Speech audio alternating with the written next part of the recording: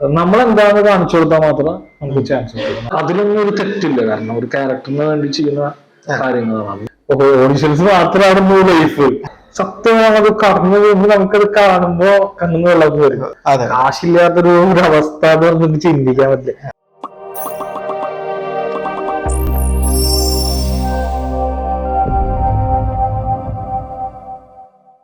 ജെൻസൺ ആലപ്പാട്ട് ഈ പേര് പറഞ്ഞു കഴിഞ്ഞാൽ ചിലപ്പോൾ നമുക്ക് എല്ലാവർക്കും അറിയാൻ പറ്റില്ല. പക്ഷെ സ്ക്രീനിലെ മാടപ്രാവ് എന്ന് പറഞ്ഞു കഴിഞ്ഞാൽ, അല്ലെങ്കിൽ മാട എന്ന് പറഞ്ഞു കഴിഞ്ഞാൽ എന്നും മനസ്സിലാവും. നമ്മളുടെ കൂടെ എന്നുള്ളത് ജെൻസൺ ആണ്.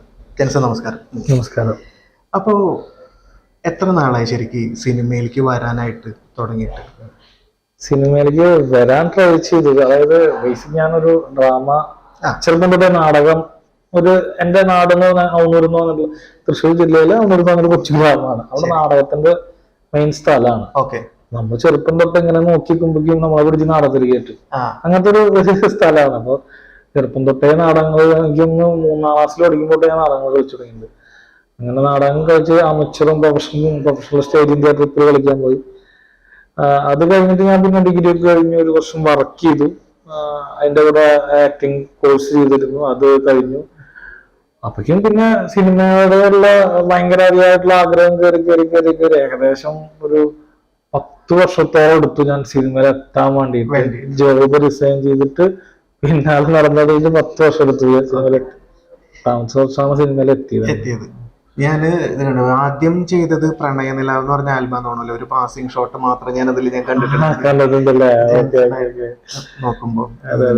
അതായിരിക്കും ചിലപ്പോ ആദ്യമായിട്ട് ചെയ്തിട്ടുള്ള. അതാണോ ക്യാമറയുടെ മുന്നിൽ ഞാന് അതുകൊണ്ട്. പിന്നെ എനിക്ക് സിനിമയുടെ ഇത് നോക്കുകയാണെങ്കിൽ എടുക്കുക പറഞ്ഞു കഴിഞ്ഞാൽ ആഴക്കടൽ എന്ന് പറഞ്ഞിട്ട് മണിച്ചേട്ടന്റെ ഒരു പടം. അതിലാണ് ഞാൻ ആദ്യമായിട്ട് ഒരു ക്യാമറയുടെ മുന്നിൽ ജസ്റ്റ് ഇങ്ങനെ ഫേസ് ചെയ്ത് അഭിനയിക്കുന്നത്. മഴനിലാവെന്ന് പറഞ്ഞിട്ടുള്ള ആൽബം ശരി തന്നെയാണ്. നമ്മുടെ എന്റെ റിലേറ്റീവ്സ് ഒക്കെയാണ് അന്ന് അത് ചെയ്തിട്ടുള്ളത്. അപ്പൊ ഇതൊന്നും ജസ്റ്റ് ഒരു ഇത് മാത്രം, ഒരു പാസിംഗ് മനസ്സിലാവില്ല കേട്ടോ. അതിന് ഭയങ്കര തടിയൊന്നുമില്ല. കാരണം ഞാൻ ബേസിക് ഒരു ഫുട്ബോൾ സ്റ്റേറ്റ് പ്ലെയറാണ്. അപ്പൊ ആ സമയത്ത് കളി കഴിഞ്ഞ്, ഡിഗ്രി കഴിഞ്ഞ് കളി നിർത്തി സിനിമയുടെ ഒരു ഭാഗത്തേക്ക് എത്താൻ വേണ്ടി ട്രൈ ചെയ്യുന്ന സമയം അപ്പൊ തടിയൊന്നുമില്ല. ഭയങ്കര ഒരു ചെറിയൊരു സ്ലിങ് ഇതാണ്. അപ്പൊ അത് പെട്ടെന്ന് മനസ്സിലാവാൻ സാധ്യത കുറവാണ്.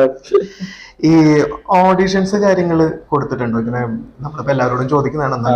ഓഡിഷൻസ് കൊടുത്തിട്ടുണ്ടോന്നല്ല, എനിക്ക് ഓഡിഷൻസ് മാത്രമാണ് ലൈഫ്. കാരണം നമുക്ക് നാടകം, നമ്മൾ തൃശ്ശൂർ ആവുമ്പോ നാടകം അറിയാം, നാടകക്കാരനറിയാം. ഓക്കെ, ഒരു നാടകം കളിക്കുന്ന ആഗ്രഹിച്ചു കഴിഞ്ഞാൽ പറ്റും. നമ്മൾ നാടകം ചെറുപ്പം തൊട്ട് ചെയ്യാറുണ്ട്. നമുക്ക് നാടകത്തിലുള്ള ഓപ്ഷൻ കണ്ടെത്താൻ പറ്റും. ഒരുപാട് നാടകക്കാരുണ്ട്. അത് നാടകം കളിക്കാൻ ചേട്ടാ എനിക്ക് നാടകം കളിക്കണം നിങ്ങളുടെ കൂടെ എന്ന് പറഞ്ഞു കഴിഞ്ഞാൽ ആരും നമ്മളെ ഉൾപ്പെടുത്തും. പക്ഷെ ചേട്ടാ എനിക്ക് സിനിമയിൽ അഭിനയിക്കുന്നു പറഞ്ഞാൽ അങ്ങനെ പറയാൻ ആൾക്കാർ ആരും, ഈ തൃശ്ശൂരിൽ ഒരുപാട് സിനിമാക്കാരുണ്ട്, പക്ഷെ ആരും ഇവിടെ ഇല്ല. എല്ലാവരും എറണാകുളത്താണ്. അപ്പോ നമുക്ക് നമ്മളെന്താന്ന് അറിയാണ്ട് ഒരു എന്താ പറയാ, ഒരു ചാൻസ് നമ്മൾ ആരും നമുക്ക് തരില്ല. നമ്മളെന്താന്ന്, നമ്മുടെ ടാലന്റ് എന്താന്ന് അറിഞ്ഞാൽ മാത്രമാണ് ഒരു ചാൻസ് നമുക്ക് തരുള്ളൂ. അപ്പൊ പണ്ട് തൊട്ട് എനിക്കറിയാം, ഞാൻ എന്റെ മനസ്സിൽ ചിന്തിക്കുന്ന ഒരു കാര്യമാണ്, നമ്മളെന്താന്ന് കാണിച്ചു കൊടുത്താൽ മാത്രം നമുക്ക് ചാൻസ് കിട്ടും. നമ്മൾ പോയി ചാൻസ് ചോദിച്ചാൽ എനിക്ക് ചാൻസ് തരുമോ, സാറേ എനിക്ക് ചാൻസ് തരുമോ ചോദിച്ചു കഴിഞ്ഞാൽ തരുമെന്ന് എനിക്ക് തോന്നുന്നില്ല. അപ്പൊ അതിന് കണ്ടെത്തും. കാരണം നമുക്ക് സിനിമാകാരായിട്ട് ആരുമായിട്ടൊരു ബന്ധമില്ല. അപ്പൊ നമ്മളതിനെ കണ്ടെത്തിയ എനിക്ക് ഏറ്റവും നല്ലൊരു ഇതായിരുന്നു ഒരു ഓഡിഷൻസ്. ഓഡിഷൻ അറ്റൻഡ് ചെയ്യുക, അവർ ഉദ്ദേശിച്ചത് നമുക്ക് ചെയ്യാൻ പറ്റുകയാണെങ്കിൽ ഓക്കെ, അപ്പം കുഴപ്പമില്ലല്ലോ, അത് നമുക്ക് നല്ല ചാൻസ് കൊടുക്കാം. ഫേക്ക് ഓഡിഷൻസ് ഉണ്ടോ ഇഷ്ടം പോലെ. ഒരു എന്താ പറയാ, ഒരു കുന്ന ഓഡിഷൻ ഞാൻ അറ്റൻഡ് ചെയ്തിട്ടുണ്ട്. പൈസ പോയിട്ടുണ്ടോ ഓഡിഷൻസ്? പിന്നെ പൈസ പോയിട്ടുണ്ടോ, 100 രൂപ 200 രൂപ 1000 രൂപ, ഒരു കൊല്ലത്തെ രജിസ്ട്രേഷൻ ഫീസ് 1000 രൂപ, അങ്ങനെയൊക്കെ പോയിട്ടുണ്ട്. അത് നമ്മൾ കൊടുത്തു പോകും. വേറെ പറയുള്ളൂ നമുക്ക് ആ സമയത്ത് നമുക്ക് എത്തണം. അപ്പൊ അവരുടെ സംസാരത്തിൽ നമ്മള് അവര് ഒരു കൊല്ലത്തെ ഓഡിഷൻ, വലിയ വലിയ പടങ്ങളുടെ ഒക്കെ ഓഡിഷൻ ഞങ്ങളുടെ വഴി മാത്രമേ നടക്കുള്ളൂ. വലിയ പടല്ലേ അങ്ങനെ. സ്വാഭാവിക എല്ലാ ആൾക്കാരും, ഒരു ആൾക്കാരൊക്കെ ഒരു സെക്കൻഡ് എവിടെയും കൊടുത്തു പോയില്ല, ഒരു 100 രൂപ കൊടുത്തിട്ടുണ്ട്. ഈ ആദ്യം സിനിമയിലേക്ക് വരുന്നേക്കാൾ മുന്നേ എന്തായിട്ട് വർക്ക് ചെയ്തിട്ടുണ്ടായിരുന്നു? ഞാൻ ബാങ്ക് സെക്ടറിൽ വർക്ക് ചെയ്തു. ഡിഗ്രി കഴിഞ്ഞിട്ട് ഞാൻ ജോബ് അപ്പൊ തന്നെ കിട്ടി. ഒരു വർഷത്തോളം രാവിലെ വർക്ക് ചെയ്യുമ്പോഴേക്കും എനിക്ക് ഓഡീഷൻ ശനി ഞായറും ആദ്യം ശനി ഞായറായിരുന്നു ഓഡീഷൻ. അവിടെ ഞായറാഴ്ച അറ്റൻഡ് ചെയ്യും, ശനിയാഴ്ച ഇടയ്ക്ക് ദിവസം ലീവ് എടുത്തു പോകും. പിന്നെ നമുക്ക് പ്രാന്ത് വരുമ്പോഴും ശനിയാഴ്ച ഞായറാഴ്ച മാത്രമല്ല ഓഡീഷൻ നടക്കണത്, ഇട ദിവസം നടക്കുന്നത് മനസ്സിലാവും. അപ്പൊ നമ്മൾ വീണ്ടും ലീവ് എടുക്കാൻ നോക്കുമ്പോൾ ലീവ് കിട്ടില്ല, അപ്പൊ അലമ്പാവും. അവസാനിക്ക് വേണ്ടി ഇങ്ങനെ എന്തൊക്കെ ആയില്ല. നമ്മൾ ഇഷ്ടപ്പെട്ട ഒരു മേഖലയ്ക്ക് എത്താൻ നമ്മൾ എന്തായാലും എന്തെങ്കിലുമൊക്കെ ത്യാഗം ചെയ്യേണ്ട വരും. ത്യാഗം അല്ലെങ്കിലും എന്തെങ്കിലുമൊക്കെ നമ്മൾ നഷ്ടപ്പെടുത്തേണ്ട വരും എന്ന് തോന്നിയപ്പോ ഓക്കെ അല്ലെങ്കിൽ ജോബ് റിസൈൻ ചെയ്യാം. ഇത് ഞാൻ റിസൈൻ ചെയ്തിട്ട് മാർച്ചില് മാർച്ച് മാസം ഞാൻ റിസൈൻ ലെറ്റർ എഴുതിയെടുത്തു. 2 കഴിഞ്ഞോട് കൂടി ഞാൻ അവിടെ നിന്ന് ഇറങ്ങാണ്. ഒരു ഓട്ടമായിരുന്നു. ഈ ക്വീൻ സിനിമയിലേക്ക് വരുമ്പോ അത് ഓഡിഷൻ വഴി തന്നെ ഓഡിഷൻ തന്നെയായിട്ട് കിട്ടിയതാണ്. അപ്പം ഇപ്പോഴും ക്വീനിന്റെ നിങ്ങളുടെ ആ കൂടെ അഭിനയിച്ചിട്ടുള്ള ആൾക്കാരൊക്കെ ആയിട്ട് ഇപ്പോഴും കമ്പനിയും കാര്യങ്ങളൊക്കെ ക്യൂണിൽ അഭിനയിച്ചിട്ടുള്ള നഹാസ് എന്ന് പറഞ്ഞ ഡയറക്ടർ കല്യാണം നടന്നു നമ്മൾ പോയിട്ട് എല്ലാവരും ഇപ്പോഴും കണക്ഷനൊക്കെ ഉണ്ട്. എല്ലാവരും അവരവരുടെ തിരക്കുകളുണ്ട്. അശ്വിനായിട്ട് എല്ലാവരും അശ്വിൻ, ധ്രുവൻ, സാമു, ബിജോ ബ്രോ, ഷിവോക്ക പ്രൊഡ്യൂസർ എല്ലാവരും, ഷാജിസിക്ക എല്ലാവരും നമുക്ക് കണക്ഷൻ ഉണ്ട്. അവരവരുടെ തിരക്കുകള് അവരവര് ബിസി ആയിരിക്കും. നമ്മള് വിളിച്ചു കഴിഞ്ഞാൽ അവരവർക്ക് എടുക്കാൻ പറ്റുമെങ്കിൽ തിരിച്ചു വിളിക്കും. സാനിയനെ കുറിച്ച് ചോദിക്കണമല്ലോ. സാനിയനെ ഞാൻ വിളിച്ചിട്ടുണ്ടായിരുന്നു ഒരു 3 ആഴ്ച മുന്നേ. അവിടെ ഞാൻ വിളിച്ചിരുന്നു, വിശേഷങ്ങളൊക്കെ കഴിക്കാൻ വേണ്ടി വിളിച്ചു. നിങ്ങളിൽ ഉള്ളതില് ഏറ്റവും കൂടുതൽ ഇപ്പൊ കത്തി നിൽക്കുന്ന സാനിയാണ്. ആദ്യമായിട്ടൊരു പോസ്റ്ററിൽ പടം വന്നിട്ടുള്ള അത് ക്വീനിലും കൂടെ വന്നിട്ടുണ്ടായിരുന്നു അല്ലെ, അഭിനയിക്കുന്ന പോസ്റ്ററിലെ പടം വന്നിട്ടുണ്ടോ? എന്തായിരുന്നു ഒരു ഫീല്? 2 കാര്യങ്ങളാണ് ചോദ്യം. 1 പോസ്റ്ററിൽ പടം വന്നപ്പോഴുള്ള ഫീൽ എങ്ങനെയാണ്? 2 നമ്മളൊരു വലിയ സ്ക്രീനിൽ കാണല്ലേ, പറയാൻ പറ്റുന്ന ഒരു റോളാണല്ലോ, അല്ലാണ്ട് ഇങ്ങനെ ചെറിയ റോള് പാസിംഗ് ഒന്നും അല്ലല്ലോ. അപ്പൊ അത് ആ ഒരു ഫീൽ എങ്ങനെ ഉണ്ടായിരുന്നു? സത്യം പറയുന്നത് പോസ്റ്ററിൽ എന്റെ ഞാന് വേറൊരു പടം, ഞാൻ പേര് പറയുന്നില്ല, ഒരു പടത്തിന്റെ ഭാഗമായിട്ടുണ്ടായിരുന്നു. അപ്പൊ ആ പടം അത് കുറച്ച് ദിവസം ഷൂട്ട് ഉണ്ടായിട്ടുള്ളൂ. പിന്നെ നടന്നു. അപ്പൊ ഒരു സമയത്ത് ഞാൻ ഒരു ഓഡിഷന് വേണ്ടിട്ട് ട്രിവാൻഡ്രത്തേക്ക് ഞാൻ പോകുമ്പോ ഞാനിങ്ങനെ ബസ്സിന്റെ സൈഡിൽ ഇങ്ങനെ ഇരിക്കുകയാണ്. അങ്ങനെ ഇരിക്കുന്ന സമയത്ത് ഇങ്ങനെ ഒരു ബസ് സ്റ്റോപ്പിൽ വണ്ടി നിർത്തിയപ്പോ ഒരാളിങ്ങനെ എന്റെ മുഖത്തേക്ക് ഇങ്ങനെ നോക്കിക്കൊണ്ടിരിക്കുന്നുണ്ട്. അപ്പൊ എനിക്ക് മനസ്സിലായത് എന്നിട്ട് ഇങ്ങനെ ചിരിക്കുന്നുണ്ട്. അപ്പൊ എനിക്ക് മനസ്സിലായ കാര്യം എന്താണ്. അപ്പോ പിന്നെ അത് കഴിഞ്ഞിട്ട് വണ്ടി ഒരു കായംകുളം അങ്ങോട്ട് നിർത്തിയപ്പോ ഞാൻ മുദ്രജനകീയ പുറത്തേക്ക് ഇറങ്ങിയ സമയത്ത് ഞാൻ ഈ ബസ്സിന്റെ സൈഡിലെത്തിയപ്പോ അവിടെ പടത്തിന്റെ പോസ്റ്റർ ബസ് ഒട്ടിച്ച് വെച്ചിട്ടുണ്ട്. അതുകൊണ്ടാണ് ചിരിക്കാൻ കാണുന്നത്. അപ്പൊ അത് ജസ്റ്റ് അവിടെ മാത്രമാണ് ആ ഒരു ബസ്സിന് 2-4 ബസ്സിന് അവർ ഒട്ടിച്ചിരുന്നു ആ പടം. അപ്പൊ അങ്ങനെ ആദ്യമായിട്ട് ഞാൻ ഒരു പോസ്റ്ററിന് കണ്ടിട്ടുള്ളത്. പക്ഷെ അത് ആ ഒരു സമയത്ത് മാത്രം എനിക്കൊന്നും ഒരു സന്തോഷം തോന്നിയ നിമിഷമായിരുന്നു. പക്ഷെ ക്യൂൻ എന്ന് പറഞ്ഞ പടത്തിന്റെ പോസ്റ്റർ എന്ന് പറഞ്ഞു കഴിഞ്ഞാൽ ഓൾ കേരള അങ്ങനെ വന്നോണ്ടിരിക്കുകയാണ്. അപ്പൊ ഞങ്ങള് പ്രമോഷൻ പോകുന്ന സമയത്താണ് നമുക്കറിയാലോ. അപ്പൊ നാളെ ഫ്ലക്സ് കയറിട്ടാന്ന് പറയുമ്പോൾ കുന്നംകുളം എന്റെ. അപ്പൊ ഞാൻ കോഴിക്കോട് സൈഡാണ് കൂടുതൽ പ്രമോഷൻ ഒക്കെ വരുന്നത്. എറണാകുളത്താണ് അവിടെ നേരെ കോഴിക്കോട് പോകുന്ന സമയത്ത് കുന്നംകുളത്തെ ഒരു പാടത്ത് വലിയ ഫ്ലക്സ്. സത്യമാണത് കടന്നു പോകുമ്പോൾ നമുക്കത് കാണുമ്പോ കണ്ണു വെള്ളത്തിൽ വരും. ഒരു സന്തോഷമാണല്ലോ, ഭയങ്കര സന്തോഷമാണ്. കാരണം എനിക്ക് തോന്നുന്നു നമ്മുടെ എന്താണ് സ്വപ്നത്തിന് പിന്നാലെ ഓരോരുത്തർക്ക് നമ്മളത് കാണുന്നത് ഭയങ്കര സന്തോഷം, ഭയങ്കര ഹാപ്പിനെസ്. എന്താ പറഞ്ഞറിയിക്കാൻ പറ്റില്ല. അത് എനിക്കെന്നല്ല, ഓരോ വ്യക്തികൾക്കും അങ്ങനെയായിരിക്കും. സിനിമ മോഹിച്ച് എത്തിയിട്ട് ഇങ്ങനെ കാണുമ്പോൾ സന്തോഷം ഭയങ്കര. ഇതില് കൂട്ടുകാരുടെ കളിയാക്കലുകൾ കാര്യങ്ങൾ അത് നമ്മളിപ്പോ ഓഡിഷൻ നടക്കുമ്പോ അറിയില്ലല്ലോ ഇപ്പൊ ആരാ എന്താവാന്ന്.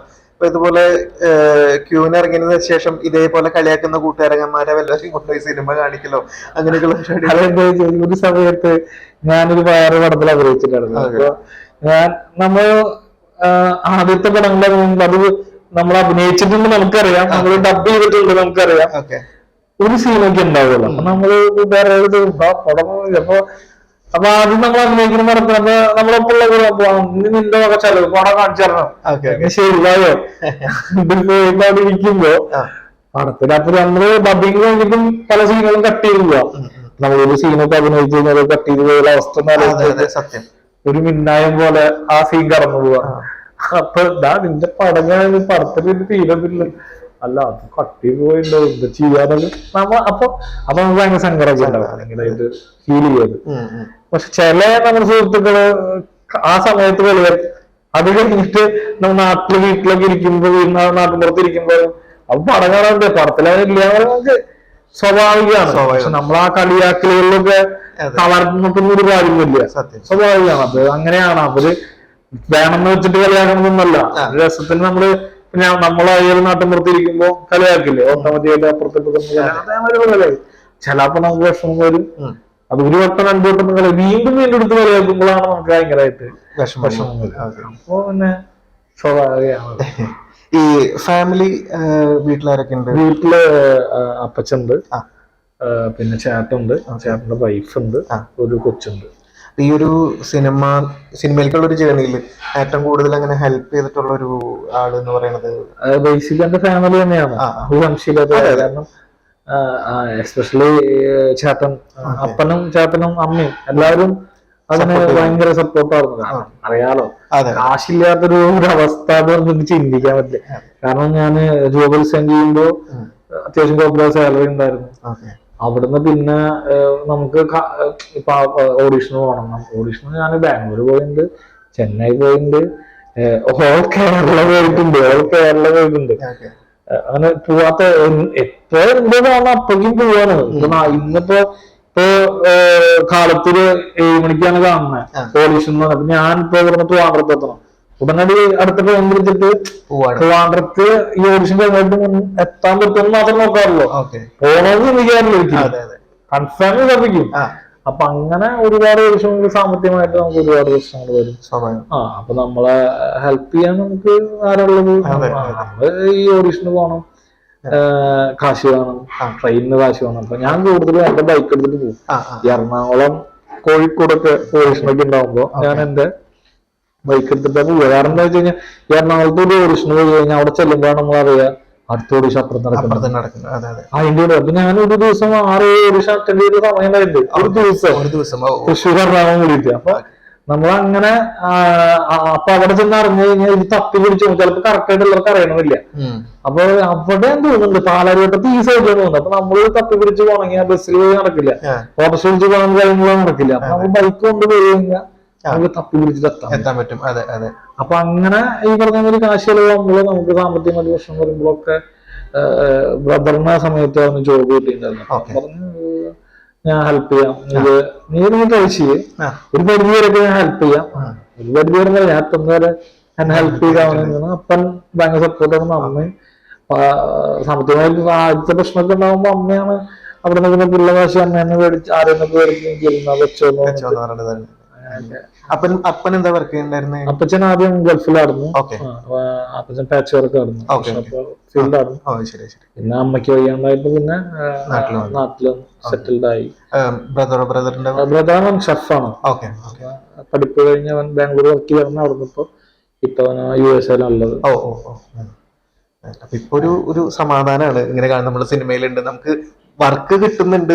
നമുക്ക് ബേസിക് ഇപ്പൊ നമുക്ക് സ്ട്രഗിൾ ചെയ്യുന്ന സമയത്ത് സിനിമ എത്തിയോണ്ട് നമ്മള് ഒരുപാട് ഇതായിരുന്നല്ല, സ്ട്രഗിൾ ചെയ്യേണ്ടി വരും. ഇപ്പൊ ഞാൻ കൊറോണ കഴിഞ്ഞിട്ട് നമ്മൾ സ്ട്രഗിൾ ചെയ്യുന്നത് നോക്കിയപ്പോ ഞാൻ എല്ലാവരും വിളിച്ച് ചോദിക്കും, നമ്മൾ സ്ട്രഗിൾ ആണെന്നുള്ള ഫീൽ നമുക്ക് തോന്നുമ്പോൾ നമ്മള് ബാക്കി എല്ലാവരും വിളിക്കുമ്പോൾ എല്ലാവരും പറയും സ്ട്രഗിൾ ആണ്, നിർത്തുന്നില്ല, നമ്മൾ ഓവർകം ചെയ്യാൻ പറ്റും. സ്വാഭാവികമാണ്. ഇപ്പോ ഞാൻ മനസ്സിലാക്കിയിട്ടുള്ളത് ഒരു സിനിമയിൽ എത്തിയോണ്ട് ആയില്ല, എത്താൻ ഇപ്പൊ എല്ലാവരും എത്താൻ ഭയങ്കര എളുപ്പമെന്ന് പറയുന്നത്. പക്ഷെ അതിൽ നിലനിൽക്കാന്ന് പറഞ്ഞിട്ടുള്ളതാണ് ഭയങ്കര ഒരു ബുദ്ധിമുട്ട്. കാരണം ഒരു ടാലന്റ് ഉണ്ടാകുന്ന സിനിമയിൽ നിലനിൽക്കാൻ പറ്റുന്ന എനിക്ക് തോന്നുന്നുണ്ട്. എക്സ്ട്രാ ടാലന്റ് ഉണ്ടെങ്കിൽ മാത്രം നിലനിൽക്കാൻ പറ്റും. പിന്നെ കോണ്ടാക്ട്സുകൾ ഉണ്ടാകുമ്പോൾ നമുക്ക് അറിയാം, നമ്മൾ എക്സ്ട്രാ ടാലന്റ് ആയാലും മാത്രമേ കോണ്ടാക്ട്സ്. ഇപ്പൊ ബ്രോ തന്നെ അറിയും, ഞാൻ ആക്ടിങ്ങിലും മാത്രമേ സപ്പോർട്ട് ചെയ്യുള്ളൂ, അപ്പുറത്ത് പറയുള്ളൂ. അല്ലെങ്കിൽ പറയും എന്നെ കൊണ്ടുപോയിട്ട് പറയും എടാ നീ കിട്ടാള് എന്തിട്ടാ പിന്നെ ഇടാൻ ചോദിച്ചു കഴിഞ്ഞാൽ ബ്രോക്ക് നടക്കാതെ. സ്വാഭാവികമായിട്ടും നമ്മള് അത് മാത്രമല്ല നമ്മുടെ ക്യാരക്ടർ വലിയ ഘടകമാണ്. നമ്മൾ പോയിട്ട് അവിടെ പോയിട്ട് ഭയങ്കര പിടിച്ച് അലമുണ്ടാക്കി നമ്മള് പെരുമാറും. നീ വിട്ടാളി സംഗതിയാണ് അഭിനയിക്കാനൊക്കെ അറിയും, പക്ഷെ സ്വഭാവങ്ങൾ ചെറുതാണ്. അപ്പൊ നമ്മള് എല്ലാം നോക്കിയാൽ മാത്രം മുന്നോട്ട് പോകാൻ അങ്ങനത്തെ പല പ്രശ്നമുണ്ട്. ഇതില് ഞാൻ ഇനിയിപ്പോ വേറൊരു കാര്യം ഞാൻ ചോദിക്കാൻ, ഇപ്പം ഏകദേശം 2018 ഇപ്പം ആ സമയത്തല്ലേ ക്വീൻ ജനുവരി ആണെന്നോ? ജനുവരി 12. അപ്പൊ ക്വീനിന് ശേഷം പെട്ടെന്നല്ലേ കൊറോണ ഹിറ്റ് ചെയ്തത്. അതായത് ഒന്ന് നിങ്ങളെല്ലാവരും സിനിമയിൽ എത്തി, ഓക്കെ, ഒരു ഭാവി മുന്നോട്ട് കാണാൻ പറ്റുന്ന തോന്നുന്ന ആ സമയത്ത് ഇപ്പൊ ഓൾറെഡി പറഞ്ഞു, പക്ഷെ എന്നാലും ഞാൻ ചോദിക്കണം, അപ്പം അതിനൊക്കെ കൊറോണ ടൈമിലൊക്കെ സിനിമകൾ വല്ലതും അല്ലെങ്കിൽ ഷോർട്ട് ഫിലിംസോ അങ്ങനെയൊക്കെ എന്തെങ്കിലുമൊക്കെ ചെയ്യുന്നുണ്ടായിരുന്നു? കൊറോണ സമയത്ത് സത്യം പറഞ്ഞാൽ ഞാൻ ഓടിയോണ്ട് സിനിമയായിരുന്നു. തമിഴിന്ന് വിളി വരുന്നു, തമിഴ് ചെയ്യാൻ പോകുന്നു, വീണ്ടും അപ്പൊ മലയാളം ചെയ്യുന്നു. കൊറോണയ്ക്ക് മുന്നേ ഞാൻ ഇപ്പൊ ക്യൂൺ കഴിഞ്ഞിട്ട് ഞാനൊരു 30 പടങ്ങൾ ചെയ്തിട്ടുണ്ട്. അതില് ഒരു കൊറോണയ്ക്ക് ശേഷം എനിക്ക് ഒരു 8 അല്ലെങ്കിൽ 10 ഉണ്ടാവുള്ളൂ.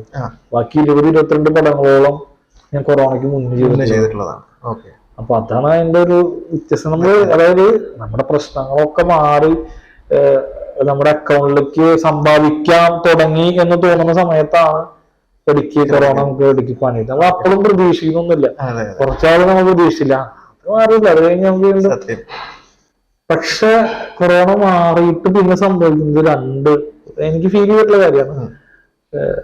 അതിനുശേഷം എത്രത്തോളം പണം ഹിറ്റായിരിക്കും അവർക്ക്, അതിലാരൊക്കെയുണ്ടോ അവർക്കൊക്കെ സ്പേസ് ഭയങ്കരമായിട്ട് കൂടുതലാണ്. അങ്ങനെയാണ്. അതായത് ഇന്നാളെ കാണണം എന്നൊന്നും ജനങ്ങൾക്ക് ഒരു നിർബന്ധമില്ല.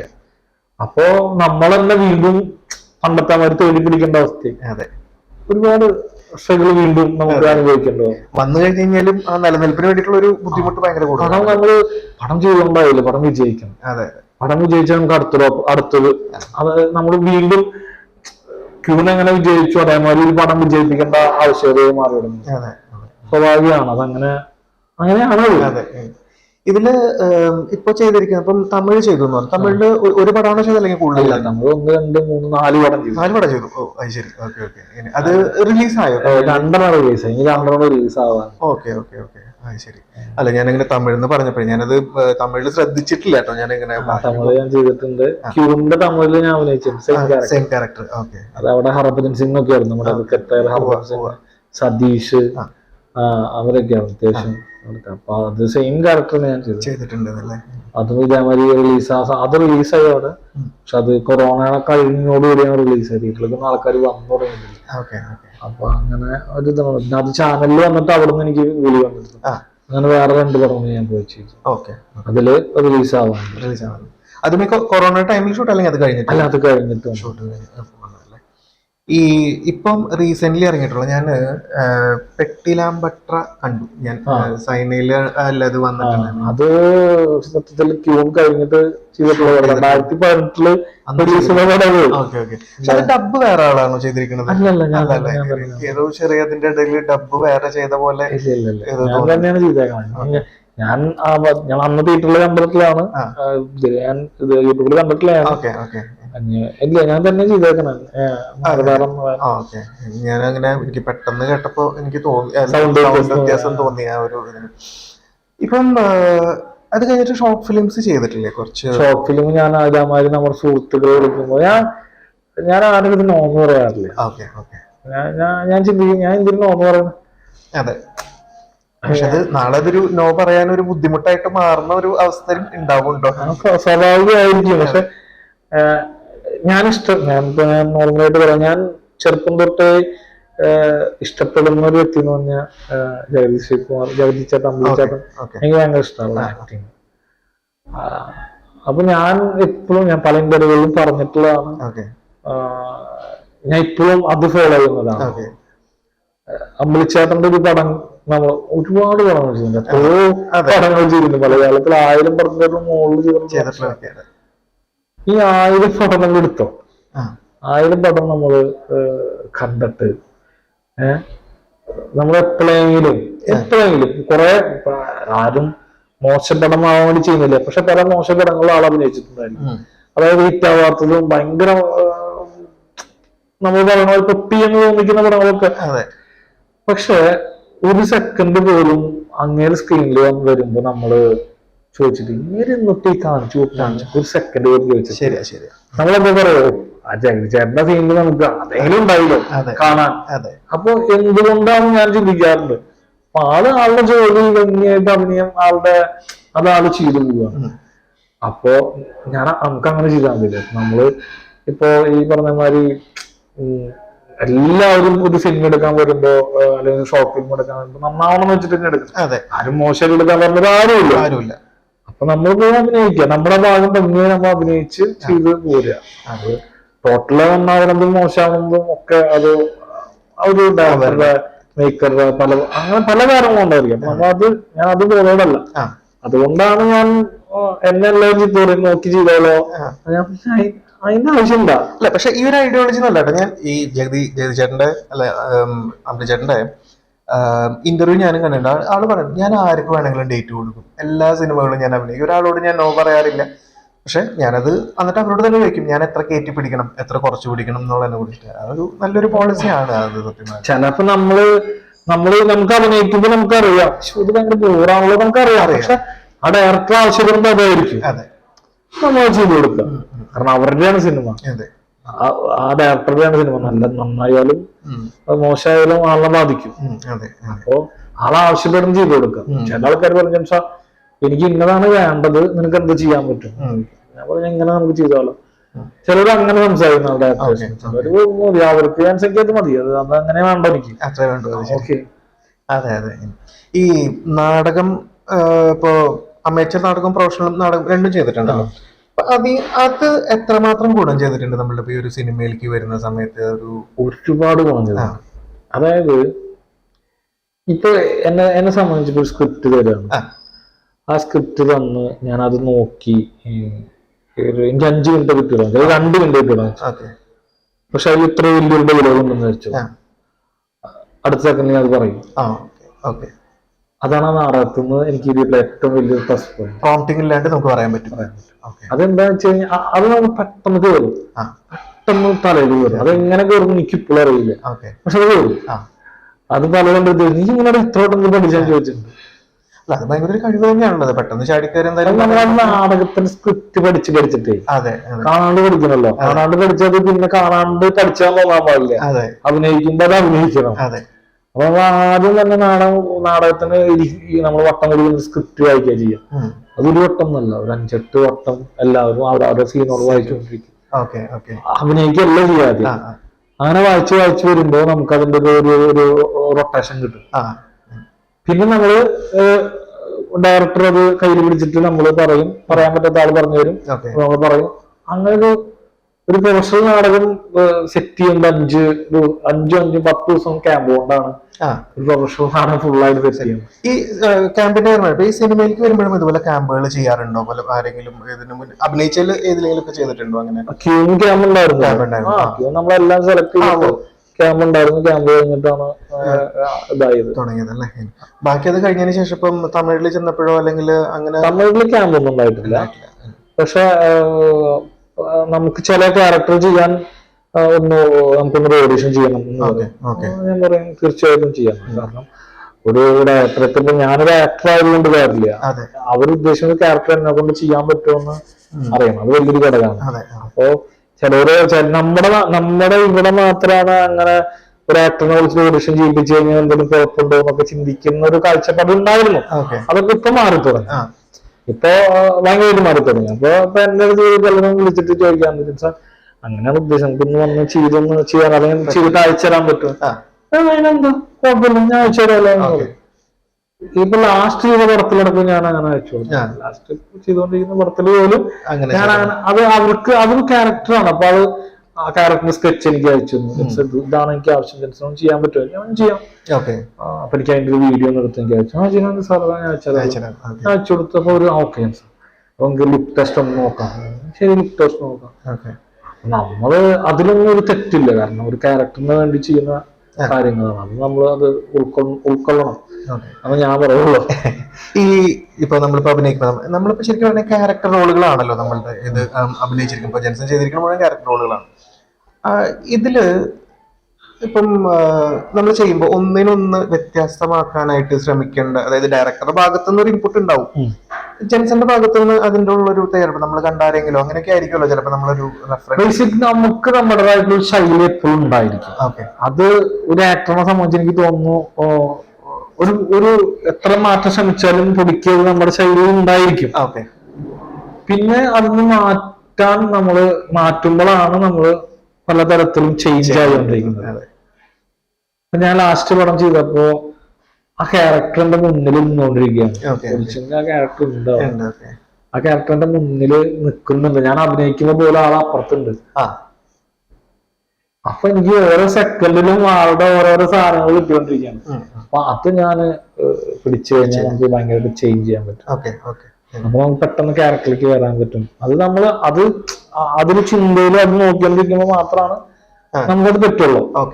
അപ്പൊ ഞാൻ ഇപ്പൊ ആ ഒരു ക്യാരക്ടർ ചെയ്യുമ്പോ ആളുടെ ഒരു ശൈലി ഒരു സാധനം ഉണ്ട്, അത് പിടിച്ചാൽ ഞാൻ ക്യാരക്ടറിലേക്ക് പെട്ടെന്ന് എത്താൻ പറ്റും. അപ്പൊ അത് ഞാൻ ആദ്യം അതാണ് നോക്കിയത്. അപ്പൊ ഞാൻ റൈറ്ററിന്റെ അടുത്ത് പറഞ്ഞു, ചേട്ടാ അതാണ് ആളുടെ സാധനം, അത് നമ്മള് കൊണ്ടുവന്നാൽ നമുക്ക് ബാക്കി എല്ലാം ഓട്ടോമാറ്റിക് ആയിട്ട് വന്നുകൊണ്ടിരിക്കുന്നത്. ഞാൻ അതാണ് ആദ്യം ശ്രമിച്ചത്. അപ്പൊ ബാക്കി എല്ലാം വരുന്നുണ്ട്. അപ്പൊ സുഖമാണ് കേട്ടോ ചെയ്യാൻ പറഞ്ഞു. അപ്പൊ റൈറ്റർ അത് വിരിക്കും പറയാൻ എളുപ്പമായിരിക്കും, പക്ഷെ അത് അങ്ങനെയല്ല, നമുക്കത് എപ്പോഴും എല്ലാവർക്കും ചെയ്യാൻ പറ്റുന്നില്ല. അത് ആ ഒരു രീതി ചിന്തിച്ച് അതിലേക്ക് ഡെഡിക്കേറ്റഡ് ആകുമ്പോഴാണ് ചെയ്യാൻ പറ്റുന്നത്. പക്ഷെ അപ്പൊ അതാണോ ചോദിച്ചു, എനിക്കറിയില്ല, ഞാൻ ആണോ അത് അങ്ങനെയാണ് പറഞ്ഞത്. അങ്ങനെ അപ്പൊ ക്യാരക്ടർ നമ്മള് നമ്മുടേതായിട്ടുള്ള ചേഞ്ചുകൾ കൊണ്ടുവരാനൊക്കെ. അതുപോലെ സ്ലാങ് പഠിക്കുമ്പോ എന്തെങ്കിലും ബുദ്ധിമുട്ടുകൾ? അത് സത്യം പറഞ്ഞു കഴിഞ്ഞാൽ ഞാൻ ആദ്യം സ്ലാങ് പഠിക്കുമ്പോൾ ക്യൂൻ കഴിഞ്ഞിട്ട് പെട്ടിരാമ്പട്ടം അത് പറവൂര് സൈഡാണ്. ഏകദേശം ഈ തൃശ്ശൂർ സ്ലാങ് കളഞ്ഞിട്ട് പറവൂർ അങ്ങനെ പിടിക്കുന്നല്ല, തൃശ്ശൂർ സ്ലാങ് കളഞ്ഞിട്ട് ഒന്ന് ഇതാക്കാൻ പറഞ്ഞു. അപ്പൊ എനിക്ക് അത്ര വലിയ ഓക്കെ ശരി എന്ന് പറഞ്ഞു. അപ്പൊ ഡബിങ് സമയത്ത് നമുക്കത് അവരുടെ ഡയറക്ടർക്ക് പറവൂരാണ്. അപ്പൊ അവരുള്ളത് കൊണ്ട് നമുക്കത് അങ്ങനെ വലിയ ബുദ്ധിമുട്ട് വന്നാലും അത്ര വലിയൊരു സംഭവം എനിക്ക് പിടിക്കേണ്ട വന്നില്ല. അത് കഴിഞ്ഞിട്ട് പിന്നെ എല്ലാം ശരിയാവില്ലേ കോട്ടയത്തിലായി. അപ്പൊ നമ്മുടെ ജിബിച്ചേട്ട പറഞ്ഞു, ആണേ ഈ തൃശ്ശൂര് പഠിക്കണോ, തൃശ്ശൂര് പഠിക്കാൻ കോട്ടയം പഠിക്കും. ഞാൻ പറഞ്ഞു ഓക്കെ. അപ്പൊ പറഞ്ഞത് ഞാൻ പറയാന്ന് പറഞ്ഞു. അങ്ങനെ അത് കുറച്ചൊക്കെ തൃശ്ശൂര് കട്ട് ചെയ്തിട്ട് കോട്ടയം ഉള്ളിൽ കോട്ടയെല്ലാം അങ്ങനെ കൂടി കുറച്ച് അങ്ങനെ ഇതാക്കാൻ നോക്കി. അത് കഴിഞ്ഞിട്ട് ഞാൻ താന്ന് പറഞ്ഞ ഇത് പോയപ്പോഴാണ് ഞാൻ റേട്ടിക്ക് വെള്ളം കുടിച്ചു. അത് കാസർഗോഡ്. എന്റെ പൊന്നോ, ഞാൻ അന്ന് പെട്ട പാട്. അത് കഴിഞ്ഞ് ഡബ് ഞാൻ 4 ദിവസം എടുത്തിട്ടാണ് ഡബ് ചെയ്തത്. സുനിൽ സൂര്യ ഡബ് ചെയ്യിക്കാൻ ഹെൽപ്പ് ചെയ്യാൻ പറഞ്ഞു. അവസാനം സുനിലോടൊക്കെ ദേഷ്യം, എടാ എനിക്ക് ഇപ്പൊ ഇതോട് ദേഷ്യമൊക്കെ തോന്നും, പക്ഷെ ഇത് പടം റിസൾട്ട് വരുമ്പോ നിനക്കത് ഹാപ്പി തരണ്ടായിട്ട് മാറും. കാരണം ഒരു പൊട്ടി ചെറിയ സാധനത്തിൽ പിടിച്ചു കൊടുത്താൽ അത് ശരിയായിട്ട് നമുക്ക് അത് ഒന്നുകൂടി. അപ്പോഴൊക്കെ ഞാൻ മനസ്സിലായിരുന്നു മമ്മൂക്കാന്ന് പറഞ്ഞൊരു വ്യക്തി ഒരു രക്ഷയില്ലാതാണ് ഈ സ്ലാങ്ങിന്റെ കാര്യത്തിൽ. നമ്മൾ കുമ്പിട്ട് കാല് തൊട്ട് ബന്ധിക്കണം, ഒരു സംശയമില്ലാത്ത. കാരണം ഭയങ്കര ബുദ്ധിമുട്ട് സ്ലാങ് പിടിച്ച് നമുക്ക് അഭിനയിക്കാൻ. ഈ സ്ലാങ്ങിന്റെ കാര്യം പറഞ്ഞപ്പോ നമ്മളുടെ കുറച്ചു മുൻ ഇപ്പം എല്ലാം ശരി ആസിഫ് അലി അവരും ഇതുപോലെ തന്നെ ബുദ്ധിമുട്ടുള്ള ആൾക്കാരുണ്ടാവുമല്ലോ അല്ലേ? എനിക്ക് തോന്നുന്നു ആസിഫിക്കയുടെ സ്ഥലം തൊടുപുഴയല്ല, അപ്പോ ടച്ച് പിടിക്കാൻ സുഖമാണ്, കുറച്ചും കൂടെ എളുപ്പമാണ്. അതുകൊണ്ട് അവരുടെ എനിക്ക് ആസിഫിക്ക് പറഞ്ഞു തന്നിട്ടുണ്ടായിരുന്നു. എനിക്ക് ചില സാധനം എന്റെ കയ്യിൽ എടാ അങ്ങനെ ഇട പറയാം ഇങ്ങനെ ഇട പറയാന്ന്. ആസിഫിക്ക് തൊടുപുഴ ആയതുകൊണ്ട് ആ കോട്ടയം ടച്ച് ആ ഒരു കിട്ടാൻ അങ്ങനെ ഒരു ഇതുണ്ടല്ലോ, അങ്ങനത്തെ സപ്പോർട്ട് ചെയ്യേണ്ട. സ്ലാങ് പഠിക്കാൻ ഭയങ്കര ബുദ്ധിമുട്ട് തന്നെയാണ്. അത് നമ്മൾ ട്രെയിൻ ചെയ്ത് കിട്ടാത്തൊന്നുമില്ല കേട്ടോ. പക്ഷെ നമ്മളിപ്പോ ഒരു സഹനടനാകുമ്പോ നമ്മളെ സംബന്ധിച്ച് ചിലപ്പോ അതിന് സ്പേസ് കിട്ടിയിരുന്നില്ല. നമ്മൾ ചിലപ്പോ 4 ദിവസത്തെ അഭിനയിക്കണമെന്ന് നമ്മളിപ്പോ ഉണ്ടാകും. അപ്പൊ നമ്മൾ ഭയങ്കര സ്ട്രഗിളാണ് നമുക്കത്. അത് നമുക്കത് ഇതിലേക്ക് എത്താം. ഒന്നില്ലെങ്കിൽ സ്ക്രിപ്റ്റിൽ എഴുതി വെച്ച മാതിരി തന്നെ നമ്മൾ പറയാൻ ശ്രമിക്കേണ്ടി വരും. അല്ലെങ്കിൽ നമ്മൾ അതിന് സമയം കണ്ടെത്തി അത് പോയി അവിടെ പോയി നിന്ന് പഠിച്ചെടുക്കാം. പറ്റാത്തതായിട്ടൊന്നുമില്ല, പക്ഷെ ഭയങ്കര ബുദ്ധിമുട്ടാണ് നമുക്കത് അത് പെട്ടെന്നൊരു സമയത്തും പോയിട്ട് നമ്മള് കാസർഗോഡ് സ്ലാങ് പറയാം അല്ലെങ്കിൽ അങ്ങനെ ഒരു നമുക്ക് ചിന്തിക്കാൻ പറ്റും. അത് ഭയങ്കര ബുദ്ധിമുട്ടാണ്. ഈ സഹനടനാവുന്ന സമയത്ത് ഇപ്പം നമുക്ക് എന്ന് പറഞ്ഞു കഴിഞ്ഞാല് ഫുള്ള് സ്റ്റോറിയൊക്കെ നമ്മള് പറഞ്ഞു തരാറുണ്ടോ, അല്ലെങ്കിൽ നമ്മളുടെ ക്യാരക്ടറിനെ കുറിച്ച് മാത്രമാണോ പറയുന്നത്? നമ്മളൊരു ത്രൂ ഔട്ട് ചെയ്യുന്ന ഒരു പടത്തിലാണെങ്കിൽ നമ്മള് ഫുള്ളായിട്ട് നമ്മൾ കഥ പറഞ്ഞു സ്ക്രിപ്റ്റ് തരും, കഥ പറഞ്ഞു. സ്ക്രിപ്റ്റ് അല്ലെങ്കിലും ചോദിച്ചു കഴിഞ്ഞാൽ നമുക്ക് തരാത്തായിട്ട് ആരുമില്ല, എല്ലാവരും തരുമൊക്കെ ചെയ്യും നമുക്ക്. പക്ഷെ നമുക്കത് ആവശ്യം തോന്നി നമുക്ക് ചോദിക്കേണ്ട ആവശ്യമില്ല. കാരണം നമ്മളൊരു ത്രൂ ഔട്ട് ഒരു കഥാപാത്രം ചെയ്യാണെങ്കിൽ നമ്മൾ അറിഞ്ഞിരിക്കണം. അതെ അപ്പൊ നമ്മൾ എന്താ സ്ക്രിപ്റ്റ് നമുക്ക് തരും, നമ്മൾ ചോദിക്കേണ്ട ആവശ്യമില്ല, നമുക്ക് തരും. അല്ലെങ്കിൽ ഒരു 2 ദിവസത്തെ ഷൂട്ട് അല്ലെങ്കിൽ 4 ദിവസത്തെ ഷൂട്ടൊക്കെ പോകണമെങ്കിൽ ബേസിക്കലി നമ്മുടെ കഥാപാത്രം നമുക്ക് ആദ്യം പറഞ്ഞുതരും. എന്നാണ് ഒരു ഔട്ട്ലൈൻ കഥ മൊത്തം പറഞ്ഞുതരും, അതിൽ നമ്മുടെ കഥാപാത്രം ഇന്നതാണെന്ന് പറയും. ഓക്കെ, അത്രേ ഉള്ളൂ. ഈ ഇപ്പൊ ക്വീന് അല്ലെങ്കിൽ മറ്റു സിനിമകളൊക്കെ ചെയ്യുന്നേക്കാളും മുന്നേ നാടകം അല്ലെങ്കിൽ ഇപ്പം സിനിമയിലേക്ക് വരാന്ന് പറഞ്ഞാൽ ഓഡിഷൻ കൊടുക്കേണ്ട ഒപ്പം തന്നെ എങ്ങനെയെങ്കിലും ഒരു ജൂനിയർ ആർട്ടിസ്റ്റ് ആവുക എന്നുള്ളൊരു സംഭവം കൂടെ നമ്മൾ നോക്കൂല. അങ്ങനെ ജൂനിയർ ആർട്ടിസ്റ്റ് ആയിട്ട് നിന്നിട്ടുണ്ടോ സിനിമകളിൽ ഇതിലെങ്കിലൊക്കെ? ഞാൻ അങ്ങനെ ചിന്തിച്ചിട്ടില്ല. അതല്ല, ഓക്കെ. അതായത് ജൂനിയർ ആർട്ടിസ്റ്റ് അങ്ങനെ പോയി നിൽക്കണം അങ്ങനെ ഞാൻ ഒരിക്കലും ചിന്തിച്ചിട്ടില്ല. ഓക്കെ. ഒന്നെനിക്ക് 1-2 പടത്തിൽ എന്നെ വിളിച്ചിട്ട് ഞാൻ അങ്ങനെ ജൂനിയർ ആർട്ടിസ്റ്റ് ആയിട്ടല്ല, സത്യത്തിൽ പൈസ ഇല്ലാത്ത ജൂനിയർ ആർട്ടിസ്റ്റുകളെന്ന് പറയും. വിളിച്ചു പോയോ നമുക്ക് നോക്കാം എന്ന് പറഞ്ഞ് പോയിട്ട് അവിടെ പോയിട്ട് ജൂനിയർ ആർട്ടിസ്റ്റ് നിൽക്കുന്ന അതേ വർക്ക് തന്നെ നമ്മൾ ചെയ്തിട്ടുള്ളൂ. ഒന്നും ചെയ്തപ്പോ എക്സ്പെഷ്യലി വേറെ ഒന്നും ചെയ്തിട്ടൊന്നുമില്ല. പക്ഷെ ഞാൻ ഒരിക്കലും അങ്ങനെ ചിന്തിച്ചിട്ടില്ല. അപ്പോ ഞാൻ അങ്ങനെ ജൂനിയർ ആർട്ടിസ്റ്റ് ആയിട്ട് പോയി നിൽക്കണം, അത് ജൂനിയർ ആർട്ടിസ്റ്റ് മോശം അങ്ങനെയൊന്നല്ല. മനസ്സിലായി. ഞാൻ ചിന്തിച്ചു എനിക്ക് സിനിമയിൽ അഭിനയിക്കണം, എനിക്ക് അഭിനയിക്കണം, ഈ ക്യാരക്ടർ അല്ലെങ്കിൽ അത് ചെയ്യണം, അങ്ങനെ മൈൻഡ് മാത്രം ഉണ്ടാവുന്നുള്ളൂ. അഭിനയിക്കണം, സിനിമയിൽ അഭിനയിച്ചു അങ്ങനെ ആക്ട് ചെയ്യണം, നല്ലൊരു നടനായിട്ട് അറിയപ്പെടണം, അങ്ങനെ ചിന്തിച്ചു.